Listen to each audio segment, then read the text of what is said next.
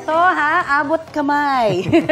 Dito pala, ang entertainment news natin ngayong Webes. Maring Aubrey, anong latest? Maring Connie, ito na nga. Balita ko, may bagong bansag kay Jillian Ward, aka Doc Annalyn, ng abot kamay na pangarap. May pagka-shining, shimmering, sparkling ang bagong bansag kay Jill. Dahil sa kanyang 14-year career, binansagan na siyang star of the new gen.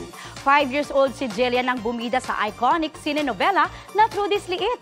Hanggang ngayon, ramdam at kitang-kita ang success ni Jillian.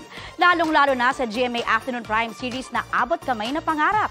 Mga mare, isip-isip rin kayo ng pwedeng itawag sa akin. Maring Connie, paring Rafi, ano ba? Yes, gorgeousness, Aubrey. Wow. Okay, kung si Jillian Ward, star of the new gen, Mari of the old gen. Ikaw ay star of the Marites universe. Balita ko, beauty. Ayan. Ay, oo. BK Pwede. Beauty. Pwede. Maraming salamat.